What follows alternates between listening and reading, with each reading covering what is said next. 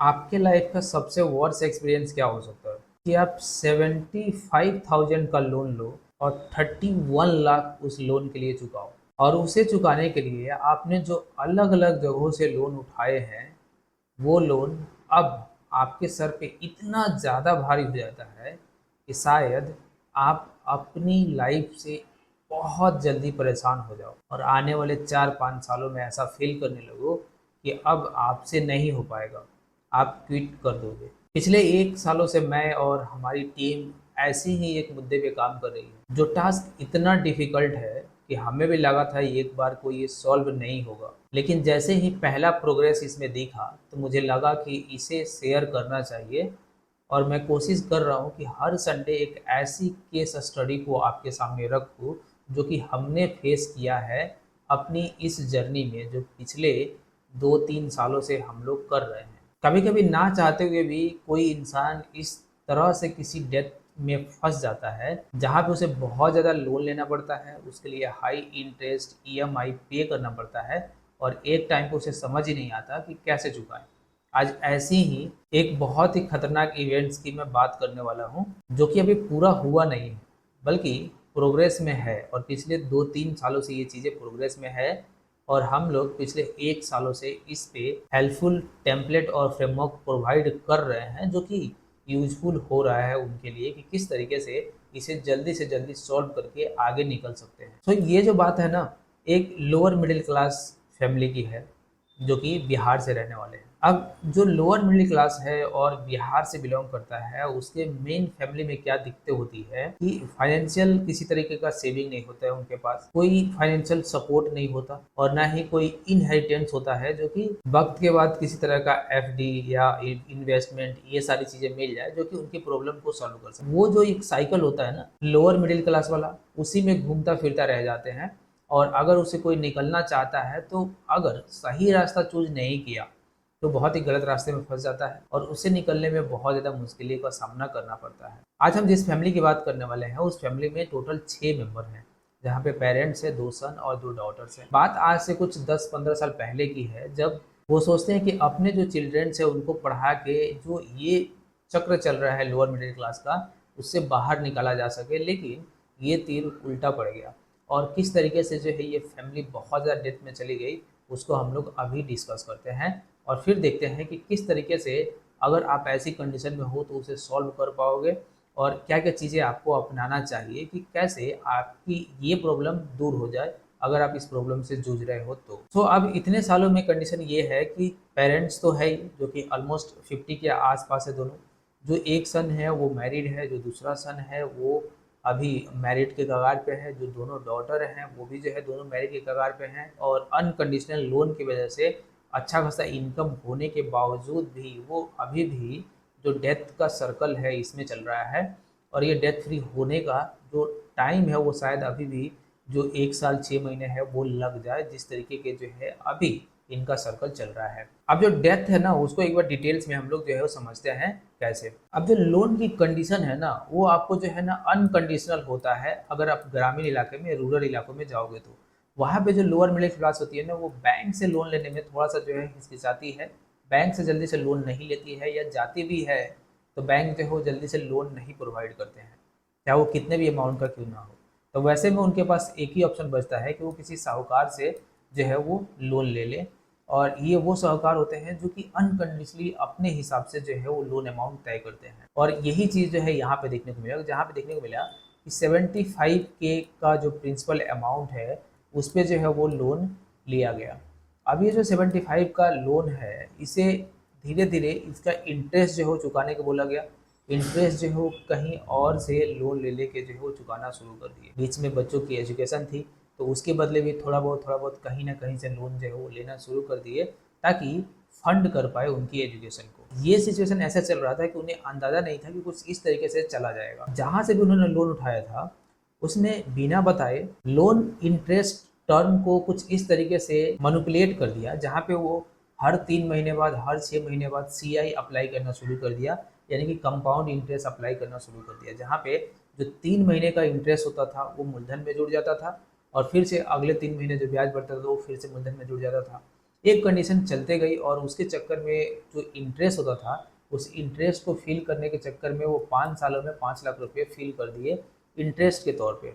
और ये जो 5 लाख उठाए थे, वो आज उनके भी अलग अलग जगहों से इंटरेस्ट चल के 10 से ऊपर हो चुके थे 1 साल पहले। अब जब टोटल अमाउंट की बात चल रही थी, तो टोटल ब्याज व्याज लेके ऐसे मान रहे थे कि वो जो है 26 लाख जो है वो उधारी बता रहा है, जो कि उन्हें पे करना है। अब एक लोअर फैमिली के लिए जो कि 75K का लोन लेती है, वो 26 लाख कैसे चुकाएगी? इतने सालों में अर्निंग जरूर बढ़ जाती है, लेकिन 26 लाख बहुत ही ज़्यादा है, वो भी एक अनकंडीशनल लोन के लिए। और इसी तरीके का कुछ सीन हमें इस केस में देखने को मिला।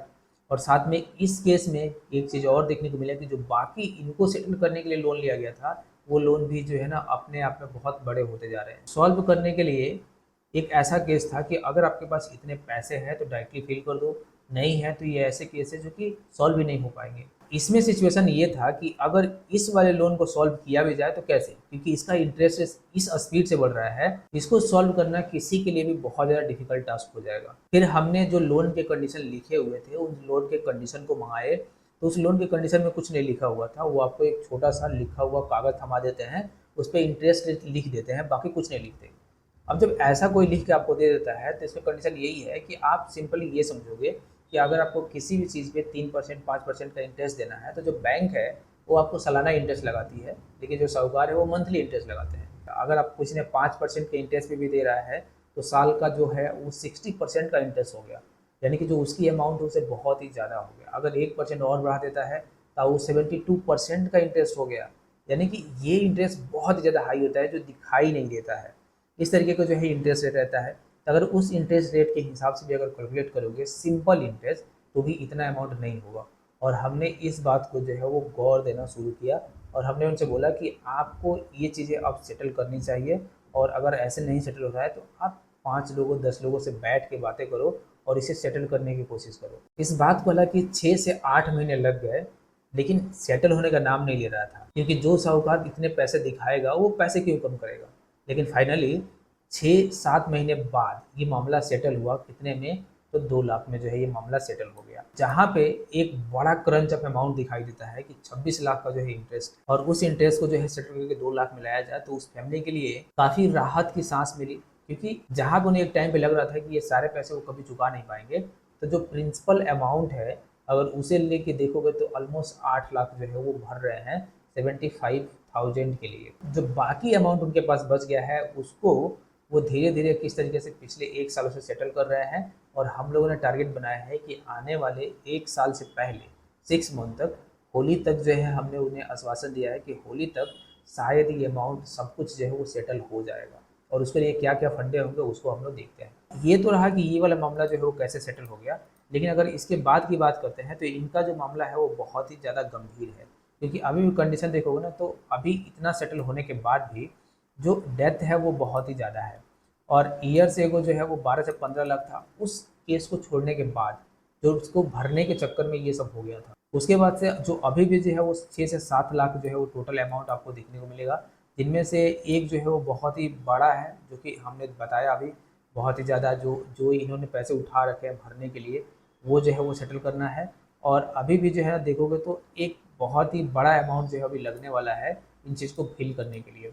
अब टोटल अगर अमाउंट देखेंगे जो अभी ये लोग भर रहे हैं अपनी अर्निंग से, वो बहुत ही ज़्यादा है। जैसे अगर देखा जाए तो उन्होंने बाइक जो है वो लिया है अभी रिसेंट में, पिछले 1-2 साल में, तो उनका जो किस्त है वो कुछ इस तरीके से जाता है, बैंक का ईएमआई जाता है, फिर यहाँ पे बैंक का ईएमआई जाता है। और ये वो ईएमआई है जो उनको भरने के लिए, कभी ये 70,000 उठा लिए, कभी 40,000 उठा लिए, कभी 50,000 उठा लिए, उस इंटरेस्ट को फिल करने के लिए। और ये वही वाले अमाउंट है जो कि अब इन्हें ईएमआई के रूप में बैंक से ऐसे चुकाने पड़ रहे हैं। क्योंकि ये बात 5 साल पहले की थी, उस समय बैंक जो है वो जल्दी से लोन प्रोवाइड नहीं करती थी, उसी के चक्कर में ये डेट जो है वो बढ़ते ही चला गया, और कुछ इस तरीके से आपको देखने को मिल गया। तो अगर इन टोटल अमाउंट को अगर आप कैलकुलेट करोगे, तो ये जो है आपको देखने को क्या मिलेगा कि ऑलमोस्ट 36,000 पर मंथ अभी केवल लोन पेमेंट में जाता है। अब एक लोअर मिडिल क्लास फैमिली में जहाँ पे जो अर्निंग है वो ऑफकोर्स कम होती है, उसमें अगर इतना जो है वो लोन पेमेंट में जा रहा है, तो कहीं ना कहीं बहुत ज़्यादा प्रॉब्लम है। अब अगर हम लोग अर्निंग पे फोकस करते हैं एक बार, तो अगर हम लोग अर्निंग की बात करते हैं तो आप देखोगे तो जो टोटल इनका हाउस होल्ड इनकम है, जो इनके पेरेंट्स है वो अर्न करते हैं, वो कितना है 5 से 6, मैक्सिमम 10 के आसपास जो है जाता है। हमने ऑन एवरेज इतना रखा है। जो एक सन की इनकम है वो 35 से 50K के आसपास जाती है, जो बोनस वोनस मिला के ये सब पर मंथ के हिसाब से। और जो दूसरे सन का है वो आप देखोगे तो 10 से आप जो है 15,000 के आसपास, टोटल देखोगे 50 से 60,000 की जो है वो अर्निंग है। और इसमें भी जो एक सन है वो जो है उनका बाहर रहता है और वो दूसरे सिटी में रह के जो है वो वहाँ पे अर्निंग कर रहे हैं। तो इस सिनेरियो में देखोगे तो जो इनकम है वो 50 से 60 के बहुत ही कम है। इतने इनकम में अगर 36,000 लोन पेमेंट में जा रहा है और उसके बाद से देखोगे जो लिविंग के लिए 15 से 10 के बच रहा है, तो वैसे में लिविंग जो कॉस्ट है ये भी जो है बहुत अच्छे से नहीं निकल पा रही है। और दूसरा ये भी है कि जो कंपनी में एक काम कर रहे हैं उसके अलावा जो कंपनी प्रोवाइड करती है हेल्थ केयर, उनके अलावा जो है किसी भी तरह का कोई भी हेल्थ केयर किसी के पास अभी नहीं है, ना ही किसी तरह का इमरजेंसी फंड है। तो एक ऐसे सिचुएशन में है जहाँ पे लिविंग कॉस्ट बहुत ही ज़्यादा हाई होते जा रहा है कोरोना के बाद से। और वैसे में इतना बड़ा लोन पेमेंट करना और ये सारे टर्म इंक्रीज करना बहुत ज़्यादा डिफिकल्ट टास्क बन गया है। लेकिन जो टर्म ऑफ इंटरेस्ट देखोगे और tenure of this loan amount देखोगे ना, तो बहुत ही बड़ा नजर आएगा। पिछले 5 6 7 सालों से ये फैमिली इसी चक्कर में फंसी हुई है कि कैसे जो है ये लोन ख़त्म हो और किस तरीके से जो है इससे बाहर निकला जा सके। पिछले 1 सालों से हमने साथ में वर्क करके ये कोशिश किया है कि जो अमाउंट है वो जल्दी से जल्दी इनका ख़त्म किया जा सके। क्योंकि प्रॉब्लम ये है कि जब बहुत बड़ी फैमिली होती है और इनकम जब शॉर्टेज होता है तो फैमिली की ज़रूरतें पूरी करनी पड़ती है। उसमें बहुत सारे फेस्टिवल, बहुत सारे रिलेशंस, बाकी सारी चीज़ें आते जाते रहते हैं, जिनके लिए कभी कभी बहुत सारी फैमिली इम्पल्स बाइंग करना शुरू कर देती है और वो कंडीशन आपको यहाँ भी दिखाई देगा। अब पिछले 1 सालों से जो हमने इम्पल्स बाइंग है और अनमैनेज बजट है उस पर कंट्रोल कराया है, धीरे धीरे जैसे भी हमने इससे निकलने की कोशिश करवाई तो आप देखोगे कुछ ना कुछ अमाउंट जो है वो पिछले 1 सालों में ख़त्म हुआ है। और हमने यही टारगेट बनाया था कि जो होली आएगा 2025 की, उस तक हम लोग बिल्कुल जीरो पे, नेट जीरो पे लेके आ जाएंगे। ये तभी हो पाएगा जब ये जो कंडीशन है ये इसको फुलफिल करते हैं।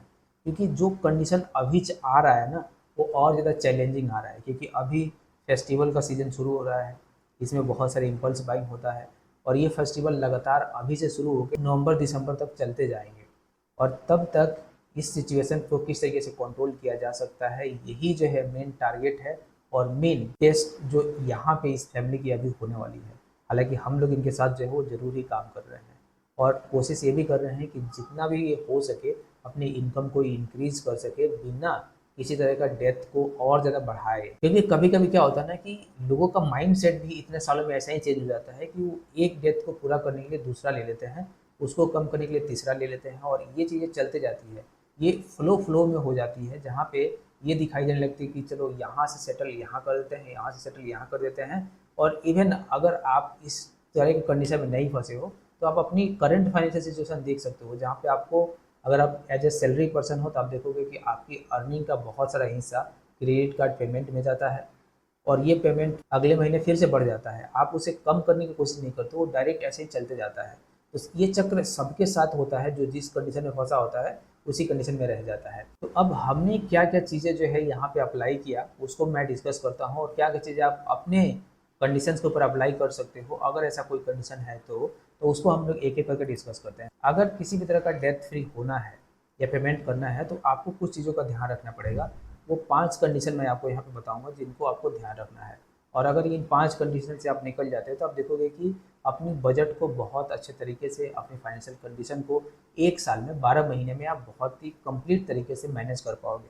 लेकिन ज़रूरी यही है, जैसे मैंने बताया, कि जो इम्पल्स बाइंग होता है और खासकर जब फेस्टिवल के सीजन शुरू होते हैं तब तब बहुत ज़्यादा फैमिलियों के आगे आ जाते हैं, उसमें आपको कंट्रोल करना है। Understanding the root cause of death, जैसे हमने उनके कंडीशन में देखा कि जो मेन प्रॉब्लम क्या था, मेन प्रॉब्लम ये था कि जो उन्होंने शुरुआत में डेट लिया था उस डेट का इंटरेस्ट पे करते गए, उस डेट को पे करने की कोशिश नहीं किया, वो भी 5 सालों तक। अगर उसे पे कर दिए होते तो ये प्रॉब्लम सब खड़ी नहीं होती और आज जो छोटा सा अमाउंट, बहुत ही छोटा सा अमाउंट इतना बड़ा बन के बैठा है वो शायद नहीं होता। इस प्रॉब्लम को सॉल्व करने का क्या तरीका है कि आप जिस सिचुएशन में हो उस कंडीशन को सबसे पहले एसेस करो, उसे समझो, जो रूट है वो क्या है उसके पीछे, आखिर क्यों ऐसी प्रॉब्लम आई है और किस वजह से आ रही है और किस वजह से सॉल्व नहीं हो रहा है।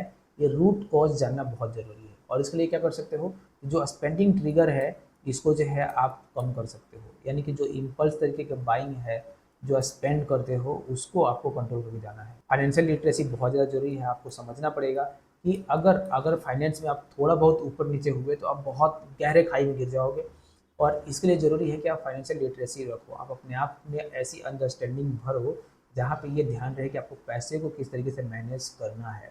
इस चैनल को सब्सक्राइब कर लो, यहाँ पे ऐसे ही बहुत सारे वीडियोज़ केस स्टडीज़ आते रहेंगे और आ चुके हैं जो कि आपके लिए हेल्पफुल हो सकते हैं। जो सेकंड है वो है डेथ एवलांचेज और स्नोफॉल मेथड। अब डेथ एवलांचे क्या होता है कि डेथ एवलांचे में हम ये चीज़ देखते हैं, जो भी आपके पास सबसे ज़्यादा हाई इंटरेस्ट लोन है उसे पेमेंट कर दो, क्योंकि वो ज़रूरी है, वो आपके लिए ज़्यादा बढ़ता जाएगा। जैसे हमने बताया कि जो रूट कॉज क्या था इस कंडीशन में, जो कि हमने इस फैमिली की जो देखी, रूट कॉज क्या था, हमने बोला कि सबसे पहले इसे सेटलमेंट करो जैसे भी हो सके, चाहे आप पैसे पे करके सेटल कर रहे हो, बातें करके सेटल कर रहे हो, दो चार लोगों से मिल के सेटल कर रहे हो, और लेकिन उसे करो सेटल, क्योंकि वही है मेन रूट कॉज और वो चीज़ें आपके लिए जीना मुश्किल कर देगा। स्नोबॉल मेथड क्या होता है कि आपको सबसे जो बड़ा अमाउंट है उसे पे करने के लिए सबसे पहले नहीं दौड़ना है, आपको क्या करना है, जो सबसे छोटा अमाउंट है उसे पे करो, फिर उससे बड़ा अमाउंट उसे पे करो, फिर उससे बड़ा अमाउंट उसे पे करो, और ये चीज़ें जो है वो साइकिल में चलते जाएगी।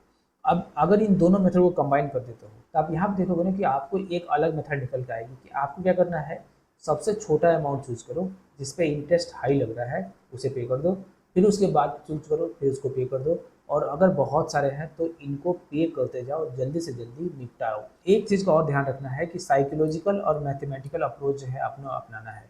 साइकोलॉजिकल अप्रोच क्या होता है कि आपको अपनी साइकोलॉजी को इस तरीके से बिल्ड करना है कि आप अपनी अर्निंग से ये सारी चीज़ें चुकाओगे, उसके लिए आप अपनी अर्निंग इंक्रीज करो, अर्निंग बढ़ाओ।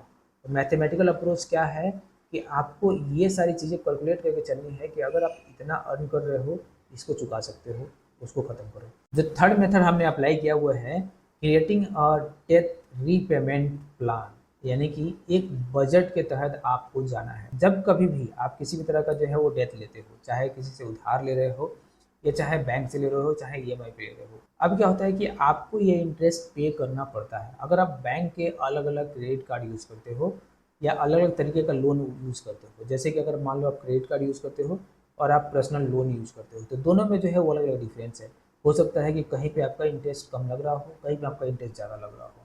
तो आपको पहले इस चीज़ का ध्यान रखना है कि अपनी एक्सपेंडिंग को ट्रैक करो। ट्रैक करने के बाद ये देखो कि आपको इंटरेस्ट कहाँ पे सबसे पहले जा रहा है, उस बजट के हिसाब से आप उसे पे करते जाओ। टाइम टू टाइम जल्दी से पे करो, उसके लिए आप अर्न करो, हाँ एक्स्ट्रा इनकम करो, लेकिन ज़रूरी ये है कि आपको ये सारी चीज़ें करना है। उसके बाद से अगर आप इन सारी चीज़ों से बाहर निकल जाते हो तो आप कोशिश करो कि आपको 50, 30 और 20 रूल्स जो है वो अप्लाई करना है। जैसे 50% आपकी नीड होनी चाहिए, यानी कि जो भी चीज़ें खाना रहना पीना ये सब ज़रूरी है। उसके बाद से 30% आपकी वांट होनी चाहिए, जो कि आपकी इच्छा है, और 20% का रूल अप्लाई करो आप पेमेंट करने पे या फिर जो है इन्वेस्टमेंट करने पे। अपनी वांट को बिल्कुल ख़त्म कर दो और ये 50 का 50% जो है आप उसे रीपेमेंट में लगा दो, तभी जो है आप इसे जल्दी से जल्दी बाहर निकल पाओगे। नंबर 4 में आता है साइड हसल और इंक्रीजिंग इनकम स्ट्रीम। किसी भी तरीके का डेथ है तो उसे पेमेंट तभी किया जा सकता है जब आपकी अर्निंग बढ़ेगी, और ये अर्निंग आप किस तरीके से इंक्रीज कर सकते हो, इसके लिए आपकी जो रेगुलर जॉब है वो तो करते रहो, जो रेगुलर इनकम सोर्स है वो होना चाहिए। उसके साथ साथ आपको जो साइड हसल्स है, जो अलग से एक्स्ट्रा पार्ट टाइम वर्क है, वो आप अप्लाई करो और उन पे कोशिश करो कि उनसे कुछ ना कुछ आपको हेल्प मिल जाए। अगर आप इतना भी अर्न कर लेते हो कि आपके जो खर्चे हैं, जो एक्स्ट्रा खर्चे हैं, एक्स्ट्रा वांट है, अगर उनसे पूरा हो जाते हैं तो आप अपने इनकम स्ट्रीम्स को डायरेक्टली उधर मॉडिफाई कर सकते हो जहाँ पे आपके जो लोन्स है वो पेमेंट हो जाए।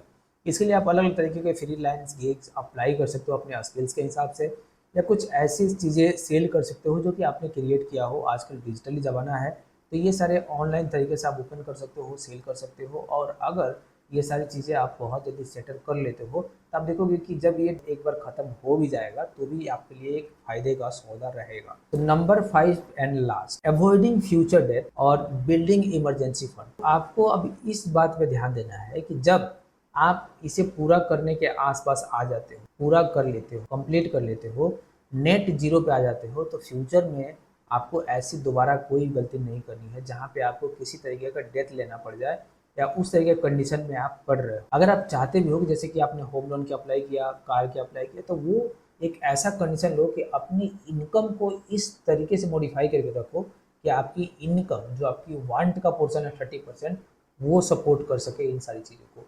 तभी इन चीज़ों के लिए जो है फ्यूचर में आप कोशिश करो। बाकी तब तक आप कोशिश ना करो जब तक आप इन सारी चीज़ों से बाहर नहीं निकल जाते। उसके बाद आप सबसे पहले इमरजेंसी फंड बिल्ड करना शुरू करो, इमरजेंसी हेल्थ फंड बिल्ड करना शुरू करो। उसके लिए आप अलग अलग तरीके के इंश्योरेंस जो है वो प्रोवाइड कर सकते हो, ले सकते हो, और ये चीज़ें आपके लिए फ़ायदेमंद रहेगी। और इसके लिए ज़रूरी है कि आप अपना इमरजेंसी फंड सबसे पहले रखो।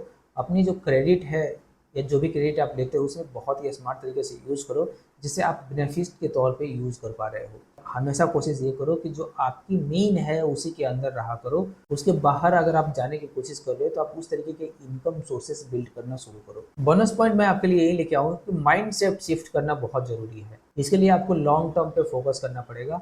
अपनी फाइनेंशियल डिसिप्लिन जो है उसे बना के रखनी पड़ेगी। और माइंड सेट जब शिफ्ट हो जाएगा आपका, ये ध्यान में रखिए कि आपको डेथ की बजाय अपनी वेल्थ बिल्डिंग पे जाना है, तो आप देखोगे कि धीरे धीरे उसमें 1 साल टाइम लग सकता है, 6 महीने लग सकता है, 1.5 साल लग सकता है, 2 साल लग सकता है, लेकिन इवेंचुअली आप उस पॉइंट पे आ जाओगे जहाँ पे आपको ऐसा लगने लगेगा कि आप अपने लाइफ में अपने लिए कुछ फंड्स इकट्ठा करना शुरू कर दिए हो, कुछ वेल्थ बिल्ड करना शुरू कर दिए हो। तो इन पॉइंट को ध्यान में रखना, हमेशा अप्लाई करते रहना, यही बहुत ज़्यादा ज़रूरी है। और अगर आप चाहते हो कि ये सारे कंडीशन, ये सारे टेम्पलेट्स, फ्रेमवर्क आपके हिसाब से, आपके कंडीशन के हिसाब से मॉडिफाई किया जा सके, तो आप डायरेक्टली जो है इस मेल पे हमें मेल कर सकते हो, या फिर डायरेक्टली व्हाट्सएप कर सकते हो, जहाँ पे आप मेरे साथ डायरेक्टली 1-to-1 मीट भी बुक कर सकते हो। और ये टेम्पलेट फ्रेमवर्क आप अपनी नीड के हिसाब से मॉडिफाई करवा सकते हो, जो कि आपको ज़रूरत है कुछ इस तरीके का स्ट्रीम्स बिल्ड करने का। वीडियो को लाइक और शेयर कर लेना। मिलते हैं आपसे अगले वीडियो में, तब तक के लिए धन्यवाद।